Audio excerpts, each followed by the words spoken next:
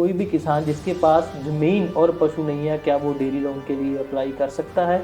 ऐसे कौन से कारण हैं जिसकी वजह से बैंक किसान को लोन नहीं दे पाता? तो अलग अलग स्कीमें हैं, जैसे 10 लाख तक की स्कीम, मुद्रा डेयरी की स्कीम है।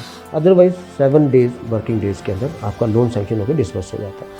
प्रधानमंत्री मुद्रा योजना के अंदर डेयरी का लोन 10 लाख रुपए तक, 1 करोड़ रुपए तक स्टैंड अप इंडिया में लोन अवेलेबल है बिना किसी कोलेटरल सिक्योरिटी। कि गारंटी के तौर पे बैंक को क्या-क्या चीज़ें चाहिए?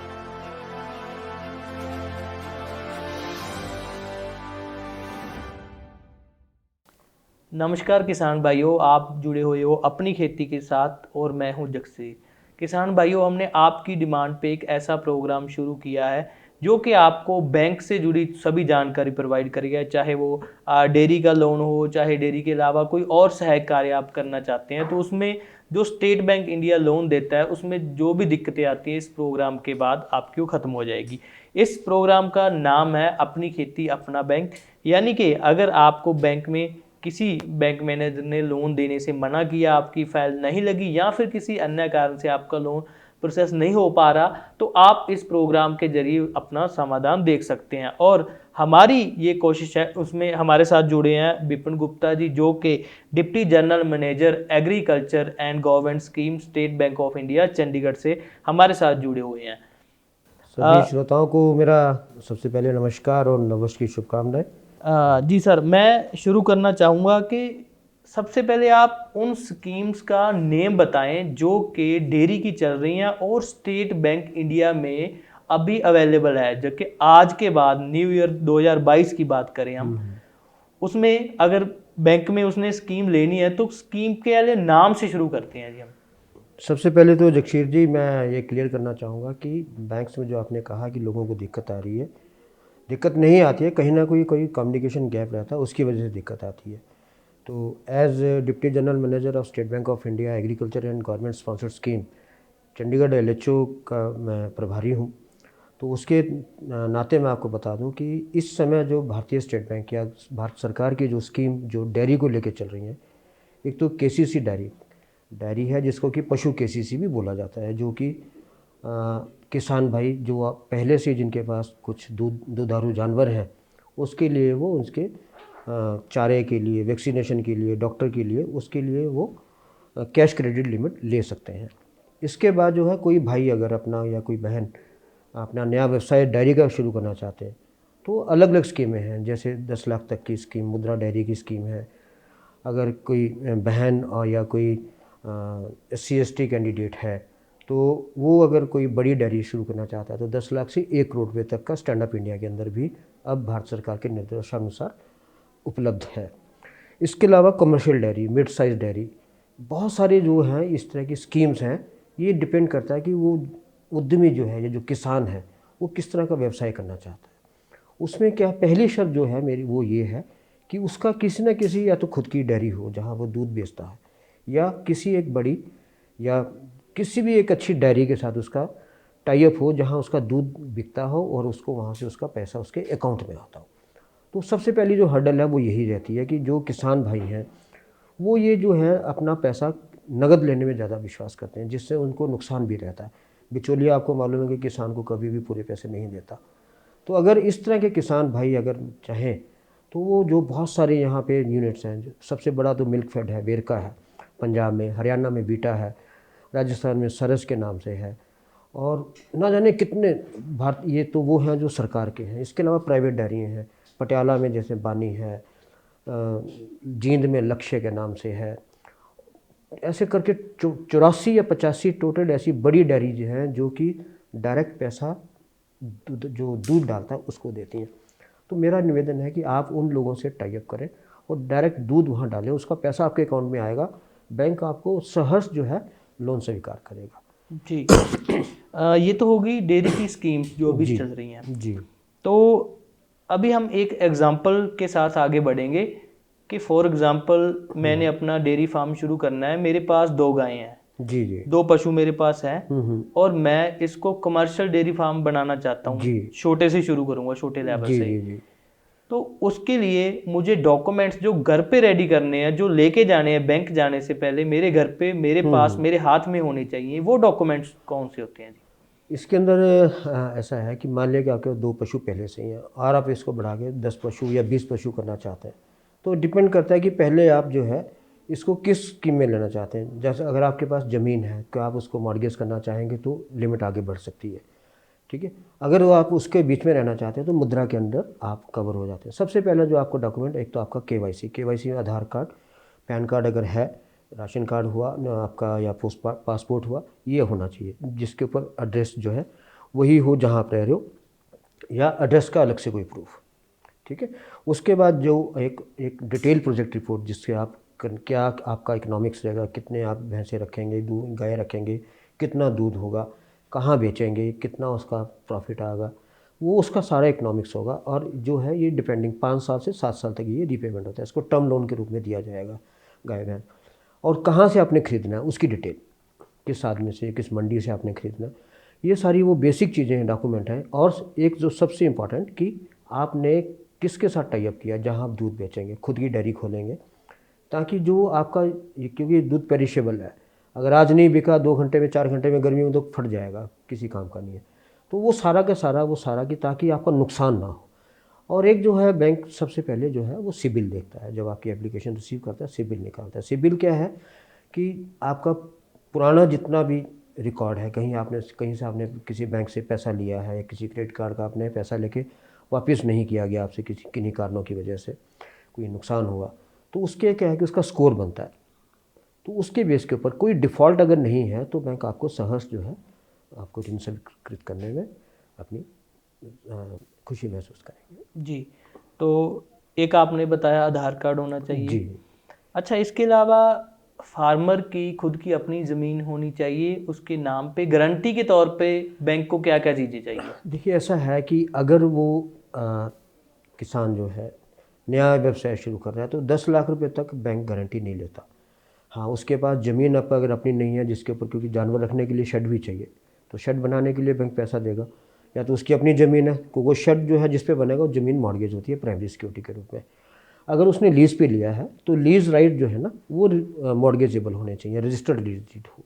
अगर अपनी ज़मीन नहीं है किसी के पास तो रजिस्टर्ड लीज़ लेके वो एक ज़मीन के ऊपर शेड बना सकता है, लेकिन उसके लीज़ राइट जो है वो मॉर्गेज होने चाहिए, और वो कम से कम जो लीज़ है वो 10 से 11 साल तक की होनी चाहिए, जितने टाइम उसका लोन उतर नहीं जाता। जी। एक तो ये है उसके लिए ज़मीन और सिक्योरिटी। अगर वो नया व्यवसाय कर रहा है, कोई स्त्री है या कोई SC ST कैंडिडेट है, तो 10 लाख से 1 करोड़ रुपए तक कोई हम कोलेटरल नहीं देते, बस प्रोवाइडेड कि उसके पास जो है शेड बनाने के लिए अपनी ज़मीन हो या लीज़ डीड हो। लीज़ के ऊपर वो रजिस्टर्ड लीज़ होनी चाहिए और 11 साल की लीज़ होनी चाहिए। अच्छा, इसमें आपने एक क्रेडिट स्कोर की बात बोली। जी। बहुत सारे लोगों को नहीं पता सिबिल क्या होता है, क्रेडिट स्कोर क्या होता है। थोड़ा इसके बारे में डिटेल में बता दें, क्योंकि जो लोग नहीं पढ़े लिखे तो वो किससे चेक कराएं कि मेरा क्रेडिट स्कोर क्या है सर, इसमें? इसकी सिबिल की साइट है, इसके ऊपर जाके यूज़र ID पासवर्ड होता है और एक नॉमिनल फ़ीस होती है, इसको पे करके अगर आप टेक्नो सेवी नहीं, आजकल बच्चे वैसे टेक्नो सेवी हैं, उस पर जाके खुद निकाल सकते हैं। उसमें अपना date of birth, mobile number और पैन नंबर अगर है वो डालना है, और एड्रेस डालना, तो उससे वो डिटेल आ जाती है, मैचिंग डिटेल। क्या होता है, कई बार आदमी कोई कंज्यूमर लोन लेता है किसी TV, स्कूटर, मोटरसाइकिल खरीदने के लिए, लेकिन किस्तें जो है टाइम से पे नहीं कर पाता, या किन्हीं कारणों से उसको पे ही नहीं कर पाया, तो और वो सेटल हुआ अकाउंट, वो चीज़ें उसमें नहीं आनी चाहिए।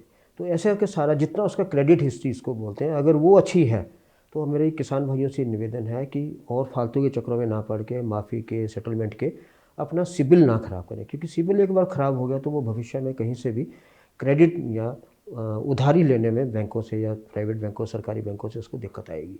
जी। तो अपना जो है क्रेडिट हिस्ट्री उसको ठीक रखनी चाहिए। तो कहीं से भी कोई अगर लोन लिया है, कुछ लिया, तो उसको विद ब्याज पे करे, जी। सेटल ना करे, राइट ऑफ ना करवाए उसको। ये मेरा निवेदन है। इसमें सब्सिडी बैंक देता है या फिर कोई और अदारा है? सब्सिडी बैंक कभी सब्सिडी नहीं देता। सब्सिडी देने के लिए राज्य सरकारें या केंद्र सरकार होती है, वो समय समय पे अनाउंस करती रहती हैं। जैसे पंजाब में अभी 25% से लेकर 33% डिपेंडिंग अपॉन द कैटेगरी है जो है उसको है। हरियाणा में भी 25 से लेकर 50% तक सब्सिडी दे रही है सरकार। वो सब जो है वो टाइमली या समय समय पर सरकार अनाउंस करती है। उसमें बैंक का सिर्फ रोल इतना है कि वो बैंक लोन सैंक्शन करके सैंक्शन लेटर आपको देता है, तो वो उस सैंक्शन लेटर के बेस के ऊपर वो सब्सिडी अप्लाई करता है अच्छा, विभाग को। तो जो डॉक्यूमेंट आपने मुझे बताए वो सारे मैंने रेडी करके अपने बैंक मैनेजर के पास चला गया, जो मेरे एरिया का जी स्टेट बैंक ऑफ इंडिया का बैंक मैनेजर है। जी। उसके बाद कितना प्रोसीजर है, टाइम कितना लगता है उसके बाद? सर अगर उसने आज अपने सारे डॉक्यूमेंट जो हमारे हैं, जो भी जैसे मैंने बताया KYC डॉक्यूमेंट, अगर उसका डेयरी का उद्योग है तो project report, detail project report होनी चाहिए, बैलेंस शीट जो प्रोजेक्टेड बैलेंस शीट है उस वो होनी चाहिए, और इसके अलावा जहाँ उसका टाई अप है उसका एक लेटर, किसी भी लेटर के ऊपर कि हाँ हम इससे दूध लेंगे या दूध ले रहे हैं, वो लेंगे देता है। तो 7 दिन का हमारा टोटल सैंक्शन प्रोसेस है, जिसके अंदर उसका आदमी जब जहाँ पे आपने शेड लगाना है उसकी प्री सैंक्शन करता है, आपके बारे में पता करता है, सिबिल निकालता है, वो सारी चीज़ें करना है। सिबिल अगर उसी समय सिबिल तो हम एक दिन में निकाल लेते हैं, अगर उसमें सिबिल में कोई डिफ़ॉल्ट है तो हम आपको कॉन्टैक्ट करते हैं कि ये आपका इश्यू आ रहा है।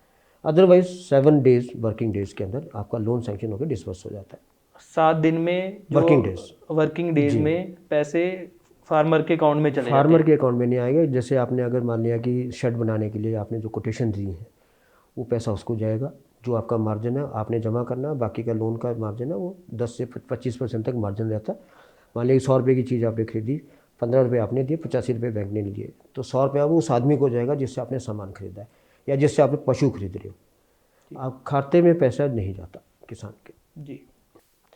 अच्छा सर, आपका 30 साल का तजर्बा हो गया बैंकों के साथ, हज़ारों लोन की फाइलें आपने देखी होंगी, फार्मर्स की आई हुई, तो ज़्यादातर कौन से रीज़न होते हैं जिसकी वजह से उसका लोन रिजेक्ट हो ही जाता है? क्रेडिट स्कोर के अलावा कोई और भी इसमें कुछ दिक्कतें आ सकती है?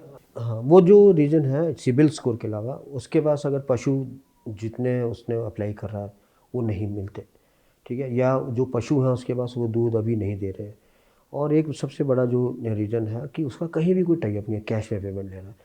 तो अभी जो हमारा एक्सपीरियंस रहा, जो जिन लोगों ने कैश में पेमेंट ले रहे थे वो लोगों ने हमें अंडरटेकिंग दी कि हम जो है दूध इस डेयरी को डालेंगे, लेकिन वो कैश में पेमेंट ले रहे थे। अब वो आज के दिन में भी हमारे देखो 7-8 हज़ार अकाउंट एक साल के अंदर NPA हो गए। तो मेरा ये सभी किसानों से, सभी भाइयों से ये निवेदन है कि अगर आप बैंक का कोई भी लोन ले रहे हैं, ये तो पब्लिक मनी है, तो बैंक का व्यवहार ठीक रखें, उसका ब्याज, उसकी किस्त जो भी बनती है अगर है, तो जैसे KCC है इसमें तो किस्त आपको ब्याज ही ज़्यादा जमा करना है या रोटेशन करनी है अपने जो भी आपका प्रोड्यूस है उसको करते रहें समय समय पे, तो वो तो ताकि उनका जो क्रेडिट हिस्ट्री है वो ठीक रहे, और कोशिश करें कि जो एक्चुअल पोजीशन है उसी को लेके बैंक के पास जाए, तो बैंक का ट्रस्ट आपके अंदर बढ़ता है और बैंक को बड़ी खुशी होती है कि अगर आप लोन लेके अपना व्यवसाय बढ़ाते हैं, अपनी आय बढ़ाते हैं। तो भारत सरकार और प्रदेश सरकारों का भी यही इस समय एजेंडा है कि किसान की जो आय है वो दुगनी 3 गुनी हो, और जो उसका जो मेहनत करता है उसको पूरा हक उसका मिले। वो तभी है, बैंक तभी साथ देते हैं अगर वो भी अपना सही एक क्लीन स्लेट के साथ बैंक के साथ चले और अपना व्यवहार बैंक के साथ ठीक रखें। जी। तो एक बात मैं और क्लियर करना चाहूँगा कि जैसे आपने बताया, जिस फार्मर ने लोन लेना है उसको जिसके साथ डील करना है वो पहले से होना चाहिए। ऐसे नहीं है कि मैंने लोन लेना है। मैं डेयरी के लिए बात कर रहा हाँ, हूँ। डेयरी की बात कर रहे हो, जी। तो डेयरी में ऐसे नहीं कि मैंने एक फाइल लगाई और मेरे अकाउंट में पैसे आ गए, मैं उसको कहीं भी यूज़ करूँ। देखिए ये जो मुझे क्लियर करना पड़ेगा। हाँ नहीं, देखो जो अगर तो उसने कैश क्रेडिट लिया है डेयरी के लिए, तो उसमें तो उसके अकाउंट में पैसा जाता है, उसको यूज़ करता है। वो चारा मान लें कि जैसे मान लें कि तूड़ी महंगी हो रही है, तूड़ी खरीद के रख सकता है वो, या हरा चारा है या साइलेज है वो लेना चाहता है, लेकिन रख ले, ठीक है ना। फीड लेकर रखना चाहता है कि उसको मालूम होना कि आगे फीड मुश्किल मिलेगी, जैसे कई बार आ जाता है, दिक्कत आ जाती है, वो पैसा जो है उसके यूज़ के लिए रखा हुआ है, ताकि डॉक्टर को दिखाना पड़ रहा है उसको, अब ये पैसे नहीं है, वैक्सीनेशन करवानी है जानवर की, ठीक है ना, तो वो लेके कम से कम, या हो चाहता है कि वो मैं से पशु का बीमा करवा लूँ ताकि खुदा ना खास्ता वो मर जाए, तो ये सारी चीज़ें वो कर सकता है उस पैसे से, ठीक है। तो लेकिन वो उसका सही पैसा यूज़ वहीं करे जिस पर्पज़ के लिए उसने लोन लिया है। अगर वो पैसा डाइवर्ट करेगा तो हमेशा जो है वो खता खाएगा, पैसा वो जो है वापस नहीं कर पाएगा। जी। इससे जुड़ी एक और बात है कि कहते हैं कि जिससे लोन लेना हमने उसी बैंक के साथ हमारा लेन देन होना चाहिए। अगर फॉर एग्जांपल किसी का प्राइवेट बैंक में पहले अकाउंट चल रहा है तो उसको पहले SBI बैंक में अपना अकाउंट खुलवाना होगा लोन लेने के लिए? अगर उसका कहीं भी अकाउंट चल रहा है उससे कोई फ़र्क नहीं है, लेकिन अगर उसने हमारे से या स्टेट बैंक से लोन लेना है तो उसको सबसे पहले हमारे यहाँ बचत खाता खुलवाना होता है। बचत खाता खोलने के बाद ही उसका जो है ना, पहले हमारा वो कस्टमर बनता है, उसके बाद ही फिर वो प्रोसेस शुरू होता है। इसमें ऐसी कोई बात है कि जो अकाउंट है वो पुराना ही होना चाहिए, नए अकाउंट पे भी नया भी तुरंत हो, एप्लीकेशन? कोई इशू नहीं है, नया हो पुराना हो, इसमें कोई दिक्कत नहीं। अच्छा, हाँ, तो उससे कोई issue state Bank of India पहले अकाउंट ओपन करवाएगा, नहीं। जी जी। उसके बाद आगे वो फॉर्मेलिटीज? उसी समय जिस दिन वो लोन अप्लाई करने आते हैं आपने, उसी दिन हम वो अकाउंट उनका खोल देते हैं और बाकी हम प्रोसेस अपना शुरू कर देते हैं। ठीक है। ये सारा प्रोसीजर फार्मर ऑनलाइन चेक कर सकता है कि अगर कई बार होता है कि बैंक मैनेजर उसे मना कर देते हैं कि आपका लोन नहीं हो सकता, आपकी फाइल पेंडिंग है, इसका कोई ऑनलाइन पोर्टल है जिसपे उसका रीज़न पता लग जाए रिजेक्शन का, कि रिजेक्शन क्यों हुई? अभी ऑनलाइन पोर्टल ऐसा नहीं है, लेकिन हमारा एक पोर्टल है, CRM बोलते हैं, कस्टमर रिलेशनशिप मैनेजमेंट। वो हमारा एक पोर्टल है, उसके अंदर अगर वो अपनी एप्लीकेशन डालता है तो उसके अंदर उसको उसका स्टेटस मिलता रहता है। लेकिन वो टेक्नो सेवी अगर है तो किसान भाई अगर ऐसा कर सकें तो हमारे लिए बहुत अच्छी बात है। अच्छा, बिल्कुल जी। जी। तो इसमें एक चीज़ और बताएं कि आदमी का या औरत के नाम पर लोन लेने का कुछ फ़र्क पड़ता है? इसके अलावा अगर कोई कास्ट का इसमें क्या नहीं, डिफरेंस अगर है? देखिए, अगर वो कोई कुछ सरकारी स्कीम है जैसे स्टैंड अप इंडिया है, उसके अंदर लेडीज़ या SC ST, तो उनको उन्हीं के लिए है, नया काम शुरू करने के लिए। पुराना अगर काम कर रहे हैं तो उसके लिए लोन नहीं है, ग्रीन फील्ड हम उसको बोलते हैं। या फिर अगर सब्सिडी का कोई मैटर है जो सरकार की है, किसी भी गवर्नमेंट की है, उसके हिसाब से उसके ऊपर डिपेंड है कि वो लेडीज़ और SC ST के लिए ज़्यादा देते हैं। अदरवाइज़ बैंक की तरफ से ऐसा कोई उसमें नियम नहीं है हमारा। जी। जी। तो अगर कोई बैंक मैनेजर उसको साफ मना कर देता है कि आपका लोन नहीं करूंगा, चाहे उसके आपस में रिलेशन नहीं है, जैसे एक गांव में कोई बैंक बना लोकल, तो उसे मना कर देता है, तो उसके बाद फार्मर को क्या करना चाहिए? क्या उस बैंक मैनेजर से लिखवा लेना चाहिए रीज़न, या उसके हाँ, बाद का स्टेप क्या है? लिखवा ले, अगर नहीं लिखवा सकता है, मान लीजिए अगर फिर भी कोई एडमेंट है, अगर अदरवाइज ऐसा कोई करता नहीं है, फिर भी बहुत एक्सेप्शनल केस में अगर आप कह रहे हैं तो अगर, तो हमारा चैनल्स हैं सारे, एक CMS के नाम से हमारा एक पोर्टल है जहाँ पे कस्टमर अपनी जो कंप्लेंट डाल सकता है। कंप्लेंट मैनेजमेंट सोल्यूशन बोलते हैं उसको, तो सिस्टम बोलते हैं उसको। उसके अलावा जो है उसका जिस ब्रांच है, उसके ब्रांच शाखा के अंदर ही क्षेत्रीय प्रबंधक और उसके जो है एडमिनिस्ट्रेटिव ऑफिस जिसको बोलते हैं हम, उसके नंबर्स लिखे होते हैं, उनके ईमेल एड्रेसेस लिखे होते हैं, उनको वो कंप्लेंट कर सकते हैं, ठीक तो है। उसका रेजोल्यूशन हो जाएगा। अच्छा, तो अगर फार्मर का क्रेडिट स्कोर अच्छा है लेकिन उसके नाम पे कोई कुछ नहीं है, ना उसकी ज़मीन है ना उसके पास पशु है, तो भी वो लोन के लिए डायरेक्ट अप्लाई कर सकता हाँ है कि बिल्कुल, मैंने क्यों नहीं। नए पशु लेने हैं? हाँ, क्यों नहीं कर सकता। अगर वो जहाँ जहाँ उसने शेड बनाना है, जहाँ पशु पालने हैं, अगर उसके लिए उसका लीज ज़मीन है, लीज पे ले ले ज़मीन, 11 साल की लीज पे लेके रजिस्टर करा ले उसको, ठीक है, तो कर सकता है वो ऐसा। यही तो इस बैंक की और इस उसकी खासियत है कि कोई भी आदमी जो, अभी देखो ना कि हमारे पास जो है 70% लोग ऐसे हैं जो लैंडलेस या मार्जिनल फार्मर्स हैं। मार्जिनल मतलब जिनके पास 1 हेक्टेयर से कम ज़मीन है। तो ऐसे लोगों के लिए तो, उत्थान के लिए तो ये स्कीम्स बनाई जाती हैं हमारी, ताकि वो आगे बढ़ें और समाज के अंदर अपना रुतबा ऊँचा कर सकें। जी, ठीक है। अच्छा, तो इसके अलावा कुछ ऐसी चीज़ें हैं जो कि फार्मर्स की हमारे पास क्वेरीज आई है, हम अपने अपनी बताइए। खेती के पोर्टल पे एग्रीकल्चर के क्वेश्चन आते हैं, जी जी जी। तो बहुत सारे किसानों ने ये भी कहा है कि हमें लोन लेने की जो एप्लीकेशन फ़ीस है 2,000 रुपये तक, हमसे 1,000 रुपये तक, जहाँ पर कुछ मिडल मैन होते हैं जो कहते हैं कि मैं बैंक से आपका लोन अप्रूव नहीं, करा के दूंगा, देखिए, मुझे ये पैसे दो। किसान की बहुत बड़ी गलती है कि वो मिडल मैन या कोई भी अगर उसको बोलता है कि मैं करवा के देता हूँ, तो वो टोटल बकवास है। ठीक है, मेरी सबसे निवेदन है कि आप सीधा जाके शाखा प्रबंधक से मिलें। ये बैंक आप लोगों के लिए बना है और आप जाएं। अगर कोई ऐसी कोई भी अगर कोई ऐसा कोई अदरवाइज ऐसी कोई चीज़ें नहीं है, अगर है कोई, तो तुरंत जो है, जो मैंने आप पहले बताया, जो हमारे उनके रीजनल ऑफिस के नंबर या एडमिनिस्ट्रेटिव ऑफिस के नंबर्स लिखे हैं, तो वहाँ पे तुरंत शिकायत करें। जी हम तुरंत उस आदमी के अगेंस्ट एक्शन लेंगे, तुरंत। जी इस तरह की चीज़ें टोटली एक्सेप्टेबल नहीं है। जी, बहुत सारे गांव में ऐसा चल रहा है, इसलिए मैंने आपसे ये क्वेश्चन किया। नहीं, लेकिन क्या होता है कि हमने ये भी नोट किया है कि अगर किसी वजह से अगर उस मान लें कि उसका लोन अप्रूव नहीं होता, उसकी कुछ कमियाँ हैं, तो वो ये अननेसेसरी है कि न्यूसेंस भी क्रिएट करते हैं आदमी। ऐसा जो है जनरली नहीं होता, क्योंकि बैंक वाले आजकल देखा जाए कि जो आज का सिनेरियो है, वो रहने खाने के लिए बैंक को अच्छा पे करता है, तो इस तरह की कोई शरारत करता नहीं है। फिर भी अगर कोई है तो आप हमारी नॉलेज में लाएं, मैं आपसे वादा करता हूं कि हम उसके अगेंस्ट तुरंत एक्शन जरूर लेंगे। जी। अच्छा सर, इसमें वेरिफिकेशन का प्रोसेस क्या रहता है? क्या बैंक चेक करता है कि जिस बंदे ने पशु लेने हैं, जिस बंदे से लेने हैं, उसकी जगह पे विजिट करता है, वो प्रॉपर चेक करते हैं, क्या प्रोसीजर रहता है? इसमें क्या है, जो हम प्री सैंक्शन सर्वे बोलते हैं इसको, ये पहले जो लेने से पहले सारी चीज़ें, जहाँ पे उसने शेड बनाना है, ज़मीन लीज उसके नाम में है नहीं है, उसकी रिपोर्ट बनाई जाती है वकील द्वारा। अगर खुद की ज़मीन है तो रिपोर्ट बनाई जाती है कि हाँ इसके नाम में ज़मीन है, ठीक है, और वो जो है भार मुक्त ज़मीन है, उसके ऊपर कोई लोन नहीं है। इसके अलावा अगर उसके पास पहले से जानवर है तो जानवरों की स्थिति देखी जाती है। जहाँ से उसने ख़रीदना है जानवर, तो जानवर ख़रीदने के लिए हमें जो है वो एक कोटेशन ला के देता है, और एक जो उसका जानवर का हेल्थ सर्टिफिकेट और इंश्योरेंस, ये मस्ट है। तो हम हेल्थ सर्टिफिकेट से उसकी वो देख लेते हैं कि ये जानवर कितना हेल्दी है और कितना इसका दूध रहेगा, जो उसने प्रोजेक्ट रिपोर्ट में लिखा उसको मैच करता है नहीं करता। जी। फिर उसके बाद आता है, जैसे ये पूरा लोन का डिसबर्समेंट हो गया, उसका पशु आ गए, शेड बन गया, सब कुछ हो गया और काम शुरू कर दिया, तो हम उसको पोस्ट सैंक्शन सर्वे बोलते हैं। तो हमारे जो बैंक का ऑफिसर है वो जाके देखता है कि हाँ जो जो चीज़ें बताई थी वो सारी आ गई हैं, क्योंकि अगर कोई भी एक कंपोनेंट छूट गया, ठीक है ना, तो काम रुक जाएगा बीच में, तो जो पर्पज़ है उसको कार्य शुरू करने का वो नहीं पूरा हो पाएगा। तो पोस्ट सैंक्शन सर्वे जाके हम उसको गाइड करते हैं कि ठीक है सब चीज़ें आ गई हैं, नाउ आपका जो कार्य है हम उसके लिए शुभकामनाएं देते हैं कि आप अपना कार्य दिन दुगनी रात चौगनी उनसे उन्नति करते हैं। जी।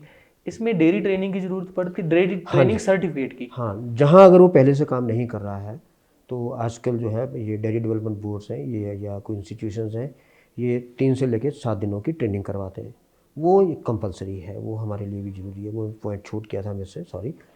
और ये ऑनलाइन ट्रेनिंग भी आजकल जैसे चल रही है, तो वो सर्टिफिकेट होना उसके पास ज़रूरी है, क्योंकि उसके अंदर वो उसको बहुत सारी चीज़ें बताते हैं कि कैसे जानवर को रखना है, किन किन बीमारियों से बचाना है, कौन सी नस्ल है जो यहाँ चल रही है, किस में दूध अच्छा है, कौन सा फीड देना चाहिए ताकि आपको फैट अच्छा मिले, रेट अच्छा मिले, है ना, कब कब उसका वैक्सीनेशन होना है, वो सारी चीज़ें जो हैं वो उनको ट्रेनिंग में बताया जाता है। जी। इसके अलावा जो बड़ी डेयरी शुरू करना चाहते हैं तो ऑटोमेटिक डेयरीज आजकल कमर्शियल डेयरीज हैं, उसके अंदर हम उनको जो है मिल्किंग मशीन्स का लिए भी दूध देते हैं। मिल्किंग मशीन क्या है कि हाथ से आपको दूध नहीं निकालना, तो उसमें जो है वो ऑटोमेटिकली जो है मशीन कन्वेयर लगी होती है, वो अपना जिसको बोलते हैं कि बेल्ट के ऊपर जो है ना, कन्वेयर बेल्ट जैसे होता है, वो अपना मशीन जो है चलती रहती है, एक बार में 10 या 20 में भैंसों गायों का दूध इकट्ठा निकल आता है।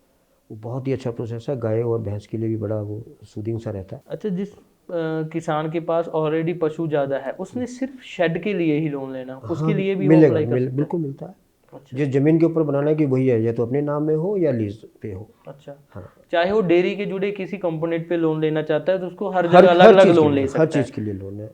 उसका मॉडर्नाइजेशन करना चाहता है उसके लिए लोन है बैंक के पास, पशु बढ़ाना चाहता है, नस्ल कोई दूसरी लाना चाहता है उसके लिए है।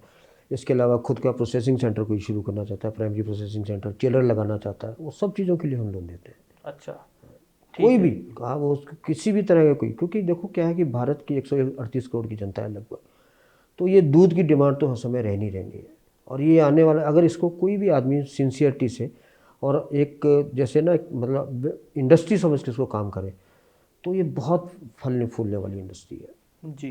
डिमांड इतनी है, बस उसको क्या है कि उसको प्रॉपर अपना टाइप रखना पड़ेगा कि कहाँ बेचना है। खुद की डेयरी अगर बनाई है तो उसमें मेहनत है, लेकिन इसके अंदर इनकम भी बहुत है, और ये काम ऐसा है कि जो दिनों दिन बढ़ता जाएगा, बढ़ता जाएगा। कम होने का इसमें सवाल ही नहीं है। बस उसको मिटिगेशन करना है कि अपने जानवरों का बीमा करवा के रखें। खुदा ना खासा देखो लाइफ स्टॉक है, किसी के कोई भरोसा नहीं कब किस समय क्या बीमारी से या कैसे एक्सीडेंट में डेथ हो जाए, है ना, तो उसको ताकि उसको नुकसान ना हो, जी। तो उसको उसका क्लेम मिल जाए। तो ये मेरा एक उनसे मिटिगेशन रखे, प्रॉपर फीड दे, जिसमें उनको गाइड करते हैं, डॉक्टर्स से पूछ सकते हैं, डेयरी डेवलपमेंट बोर्ड, ये सब लोग उनको गाइड कर सकते हैं कि आपको कौन सी फीड देनी चाहिए, खल बिनोला कैसे देना है, कैसे इस तरीके से, ताकि उसका दूध की जो फैट्स है, क्योंकि जो रेट है वो फैट के ऊपर है। जी। जी। अच्छा, हम चाहते हैं कि डेयरी लोन से जुड़ी छोटी से छोटी बातें हैं ना, वो भी क्लियर हो जाए। उसमें एप्लीकेशन फीस कितनी रहती है टोटल, बता दो कोई कि। एप्लीकेशन फ़ीस किसी तरीके की नहीं है। इसके अंदर क्या है कि जिस समय लोन उसका सैंक्शन हो जाता है और अकाउंट खुलता है, एक तो प्रोसेसिंग फ़ी लगती है, ठीक है, और सालाना इंस्पेक्शन चार्जेस लगते हैं कुछ अमाउंट के ऊपर, डिपेंडिंग अपॉन द अमाउंट या उसकी जो एक्टिविटी है उसके ऊपर। इसके अलावा जो है उसका इंश्योरेंस जो है, मान लिया कि अगर पशु का इंश्योरेंस करवाना है तो उसका पैसा, या जब हम पशु केसीसी देते हैं या केसीसी डेयरी देते हैं, जो उसका चारा वगैरह है उसका लगभग 500 साढ़े 500 रुपये के लगभग जो है टोटल 1.5 लाख के आसपास का खर्चा, जो 1.5 लाख का जो लोन है उसके ऊपर आता है। इसके अलावा कोई किसी तरीके की कोई फीस नहीं है। हाँ, अगर उसने अपनी ज़मीन मॉर्गेज करनी है तो उसकी जो है टाइटल इन्वेस्टिगेशन रिपोर्ट बोलते हैं, वकील की फ़ीस वो लगती है। इसके अलावा कोई फ़ीस किसी तरीके की, अगर कोई इसके अलावा बोलता है तो प्लीज़ हमारी नॉलेज में जरूर लेके आए ताकि हम उसको प्रॉपर्ली इसको हैंडल कर सकें। जी, तो अगर इसमें टेन्योर की बात करें, अगर 2 ईयर का है, 3 ईयर का है, तो उसमें इंटरेस्ट कितना रहता है? इंटरेस्ट 7% से लेके 10 साढ़े 10% तक जाता है। डिपेंड करता है कि उसका जो है साइज़ ऑफ डेयरी क्या है, कितने पशु लेने हैं। तो हमारी रेटिंग इंटरनल रेटिंग आती है डिपेंड लोन के अमाउंट के हिसाब से। जैसे अगर फिक्स है, जैसे मुद्रा में तो 9.75 लगता है हमारा, स्टैंड अप इंडिया में 10% है। अगर वो पशु केसीसी या केसीसी डेयरी ले रहा है तो 1,60,000 तक बिना कोलेट्रल के और 3 लाख तक हुआ तो 7% है उसके ऊपर। और ये है, और बाकी जो है इससे ऊपर कमर्शियल डेयरीज हैं तो रेटिंग हमारी निकलती है, इंटरनल रेटिंग, उसके हिसाब से 10.5 तक चला जाता है रेट ऑफ इंटरेस्ट। और टर्नओवर जो है, जो हमें देखा कि वाइबिलिटी जो डेयरी की है वो 5 साल से लेकर 7 साल के अंदर, जो अगर उसने नए जानवर लिए हैं तो उसमें आती है। जी। तो दोस्तों, उम्मीद करते हैं कि डेयरी लोन से जुड़ी सभी जानकारी आपको मिल गई होगी, पर हो सकता है कि आपका कुछ स्पेशल केस हो, इसके अलावा कोई और दिक्कत आई हो। तो अगर आपका कुछ सवाल ऐसा है तो दोबारा पूछना चाहते हैं, या तो आप वीडियो के नीचे कमेंट कर सकते हैं। इसके अलावा अपनी खेती ऐप के थ्रू भी आप अपना सवाल पूछ सकते हैं। विपिन गुप्ता जी हमारे साथ एज एन एक्सपर्ट अपनी खेती ऐप पे जुड़े हुए हैं, जी। तो हम कोशिश करेंगे कि आपका जो सवाल है उसके हिसाब के आपसे जो भी समस्या है उसका समाधान हम अपनी खेती की तरफ से करवाएंगे। और इनसे रिक्वेस्ट करेंगे कि पंजाब और जो स्टेट हमारी साथ में है, हरियाणा, हिमाचल है, जम्मू कश्मीर है, इसमें अगर किसी भी किसान भाई को लोन लेने की स्टेट बैंक इंडिया में प्रॉब्लम आ रही है तो हम उसका समाधान कराने की पूरी कोशिश करेंगे। तो लगातार जुड़े रहिए अपनी खेती के साथ। हमारा यूट्यूब चैनल भी सब्सक्राइब कर लीजिए, हमारा फेसबुक चैनल भी है, इंस्टाग्राम पे भी आप अपनी खेती को सब्सक्राइब कर सकते हैं। धन्यवाद।